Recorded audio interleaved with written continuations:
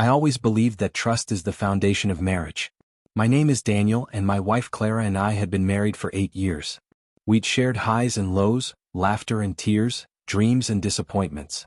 Or so I thought. A few months ago, Clara mentioned spending time with her divorced friend Veronica. Veronica had always been outspoken, a woman who lived by her own rules, unconcerned with convention. Clara seemed intrigued by her advice. She said Veronica had suggested opening the marriage to rediscover ourselves. At first I brushed it off. I trusted Clara. I believed in our bond. But over the next few weeks I noticed changes. Clara became distant, distracted, more secretive. Late nights, unexplained phone calls, sudden desire for privacy. The small signs that I had once ignored suddenly screamed at me. Something was wrong. Then came the day that shattered everything. Clara had been unusually quiet in the morning, her phone constantly buzzing. I asked casually, "Everything okay?" She smiled, but there was an edge to it I couldn't place. That night she claimed to be out with friends. I trusted her, or maybe I wanted to trust her. Curiosity gnawed at me. I couldn't sit idle while suspicion twisted in my gut. I decided to follow her discreetly. The streets were quiet, the night air heavy with anticipation. My heart pounded as I watched her enter a small, dimly lit apartment building. Moments later, a man I didn't recognize joined her inside. My stomach twisted. I didn't confront her immediately. I wanted to understand the full scope before reacting. What I discovered over the next hours was worse than I could have imagined. Clara had not just entertained the idea of opening the marriage, she had crossed a line fully and deliberately. She had cheated. And the consequences were not just emotional, they were irreversible. Weeks later, the truth fully emerged. Clara was pregnant.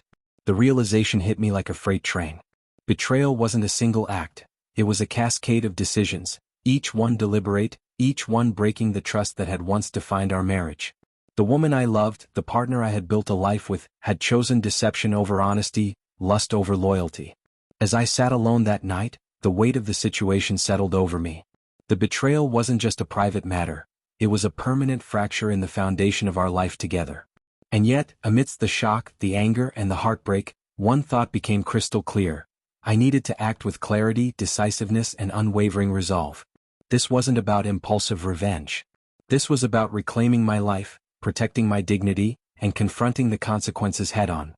The days that followed were a haze of suspicion, silent observations, and quiet dread. Clara acted normally in public, laughing, making casual conversation, maintaining the illusion of a happy, committed wife. But behind closed doors, the tension was palpable. I could feel it in the way she avoided eye contact, in the slight tremor in her hands when she thought I wasn't noticing. I started piecing together the timeline. Late nights working, phone calls whispered into her sleeve, sudden weekend trips to clear her mind.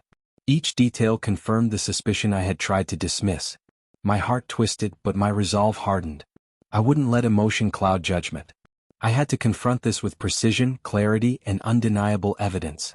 One evening, I found the proof I had dreaded and yet needed. A series of messages on her phone confirmed her liaison, her indiscretions, and most devastatingly, the impending pregnancy. I didn't scream.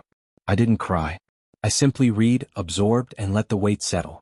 Every deceit, every manipulation, every whispered justification from her friend Veronica that had pushed Clara into this decision, it all laid bare a reality I could no longer ignore. The confrontation was inevitable. I waited for a quiet moment, the house still, the children asleep, the world outside unaware of the storm about to break. Clara walked into the living room, her smile cautious, eyes flickering nervously. I held the phone in my hand, displaying the evidence that would forever alter the course of our marriage. "Clara," I said calmly, voice steady, "I know everything. The messages, the meetings, the lies. You've betrayed the life we built together." Her face paled, her mouth opening and closing, searching for an excuse, a reason, a way to soften the blow. But there was none. Words could no longer mask the truth. She had made her choice, and now she had to face the consequences. "I trusted you," I continued, voice measured, controlled. "I gave you my heart, my home, my life. And you threw it away for temporary pleasure and the misguided advice of your friend." The silence that followed was heavy, suffocating. The magnitude of her actions hung between us like a storm cloud. Her attempts at justification fell flat against the clarity of truth. Every excuse, every attempt to diminish her betrayal, only reinforced the depth of the wound. And then finally I spoke the words that would change everything. This marriage is over, Clara. I will not allow deception to define my life or my children's future. You will face the consequences of your choices.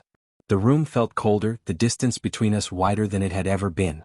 Betrayal had revealed itself fully, and with it, the need for decisive action had become undeniable. Clara's eyes widened as the reality of her betrayal finally sank in. The confident, teasing woman I had once known now looked small, fragile, and exposed. I didn't yell, I didn't cry. I simply held the phone like a mirror reflecting her choices, letting the silence speak louder than any argument could. She opened her mouth, stammering, searching for words that could undo the damage. Daniel. I didn't mean. I held up a hand, cutting her off gently but firmly. There's no excuse, Clara. What you've done isn't a mistake. It's a decision. A choice you made knowing full well the consequences. The tension in the room was electric. Every second stretched, heavy with unspoken emotions. Betrayal, shock, regret, and a hint of fear. I stayed calm, measured, composed. This was not about revenge or humiliation. This was about reclaiming control, reclaiming my life.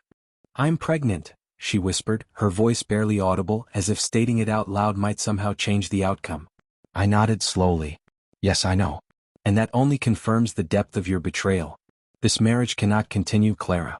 I cannot condone deception, not for myself, not for our children, and not for the life we once promised each other. I handed her the divorce papers I had prepared earlier. She glanced at them, eyes widening further, realization finally crystallizing into fear. She hadn't expected this level of calm, this level of determination. She had anticipated tears, begging, desperation.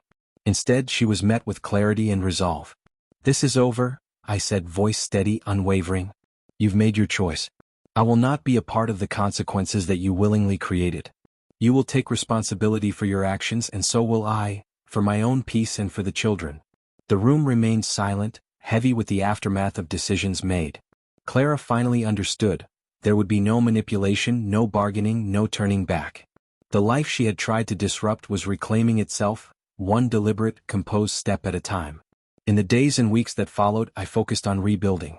I sought support from friends and family, re-established routines for our children, and reminded myself daily that my reaction defined my dignity, not her betrayal.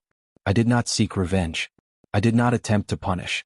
Instead, I reclaimed my life through calm, unwavering resolve, allowing the natural consequences of her actions to unfold. Looking back, I realized that betrayal is not only an act, it is a test of character. And in choosing clarity, composure, and decisive action over anger or despair, I regained what mattered most. My peace, my dignity, and the certainty that the future I build would be defined by honesty, not deceit. That night, I sat quietly in the living room, the children asleep upstairs, and I felt it, freedom. True, unshakable freedom. Betrayal had come, but it had not conquered me. I had taken control, and with it, my life, my choices, and my peace were entirely my own.